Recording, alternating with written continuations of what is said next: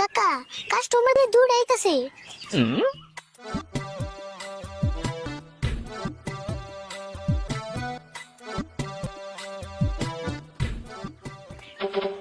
YouTube কবিরাজ। আচ্ছা এটাই তো কবিরাজ ভাই, ভালো আছেন? হ্যাঁ ভালো আছি। তা তোমরা কি মনে করাইলে? কি মনে করে মানে আমি একটা দোকান দিছি প্রায় 2 মাস হলো, কিন্তু সেই দোকানে থেকে একটা ইনকাম হয় না। তাই নি? আরে বলে কাম করছে আমার দেনে বইয়া ওর দোকানটা চেক করছে। ঠিক আছে কাকা। এই যে ধরছো তোরা, তোমার দোকানটা চেক করছে, কথাটা তো কই না। কাকা এর দোকান থেকে আর্নিং কেম ভাইফু, এর দোকানের ওয়াস্টাম মেলা বাকি আছে। তাই নি? ওয়াশ টাইম বাকি আছে? আচ্ছা তোমার দোকান কি তুমি রেগুলার খোলা? না ভাই, দোকান তো রেগুলার খোলা না, সপ্তাহে 2 দিন মান কামাই যায়। আচ্ছা সপ্তাহে 2 দিন করে কামা যায়? আর তুমি দোকান দিনে কত টাইম করে খোলা রাখো? এ ধরুন 10টা মান বাজায় খুলি, ইমরা বাড়িওয়ালা 2টা 3টা মান বাজায় বন্ধ করি। সেই জন্য তো তোমার দোকান থেকে কোনো আর্নিং হইতেছে না।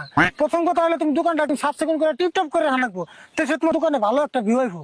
তারপরে তোমার দোকানটা রেগুলার খোলা রাখবো, একটা দিনও মিস করেন যাবো না, তো সে তোমার দোকানের সাবস্ক্রাইবার, ফলোয়ার্স, এঙ্গেজমেন্ট এগুলো সব পারবো। আর তোমার দোকান খালি খুললে যাবো না, প্রত্যেকদিন তোমার দোকান কমে 15 ঘন্টা করে খোলা রাখবো, তো সে তোমার দোকানের ওয়াচ টাইম ফট করে কমপ্লিট হয়ে যাবো, আর তোমার দোকানটা মনিটাইজ হয়ে যাবো।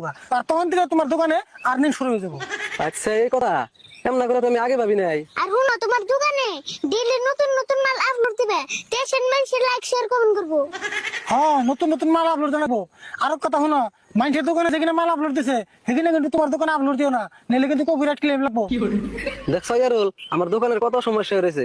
আসলে আমি যদি এক উপকার লাগাইতাম তাই আমার এই ধরনের সমস্যাটা হয় না। আর হুনো দোকানের সামনে ভালো করে একটা থাম্বনেল লাগায়ো, তে সে দোকানের ফেসবুক আইবো আর কাস্টমারের সামনে নোটিফিকেশন দেবো। কবিরাজ ভাই, আমি এখন সে বুঝলাম। ইনশাল্লাহ আমি আপনাকে কথা দিলাম 1 মাসের মধ্যে আমার দোকান আমি মনিটাইজ করব। আচ্ছা কবিরাজ ভাই, আমি মঞ্জুরের দোকানে থেকে 1 প্যাকেট বিস্কুট কিনা খাইছিলাম, হেন থেকে আমার হেই পাতলা পায়খানা হয়েছে, দিনে 5-6 বার করে যান নাকি। তাই নি? কাকা তুমি বুঝো না, এর বিস্কুটে বোন কপিরাইট ক্লেম লাগছে, এই জন্য বোন এর পেটে মুখে ইস্যু লাগছে।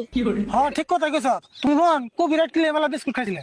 এখন যদি কপিরাইট না উঠাও তাহলে তোমার পেটের মধ্যে স্টাক লাগবো। স্ট্রাইক লাগবো? স্ট্রাইক লাগলে কি হবো? আরে পাগল, স্টার্ট লাগলে তোমার পায়খানা রাস্তায় রেস্ট্রিকশন লেগে যাবো গা। তেরা হনু ভাই কি হবো? কপিরাইট উঠান যাবো না নাই? উড়ান যাবো, কিন্তু তোমার $100 মান খরচ দেবে। $100? তেলে না প্রায় 10,000 টাকার মতো। $100 লাগবে, কারণ তোমার কপিরাইট জব্দ কপিরাইট লাগছে। ওবো দিমনি, তাও যেম নাই কুড়িয়ে দিছে। তেমন উড়ান যাবো না তো, তোমার কপিরাইট খালি পেটে উড়ান লাগবো। তুমি এক কাম করো, কালকে সকালে খালি পেটে আইবে। ওবো নিতেলে কালকে সকালে আহামনি। কবিরাজ ভাই, আঙ্গো ফিস বন কত হইলো? আমি না মাত্র 1000 টাকা আনছি। মাত্র 1000 টাকা আনছো? অব দাও, দোকান মুন্নিটা চলে তারপরে বেশি করে দিয়ে যাও। বাবা দিতাছি ভাই, জানেন পয়সা। কবিরাজ ভাই তাহলে আমরা রাখি গা। হ্যাঁ হেন্দানি, আবার হেন্দানি। না যাই।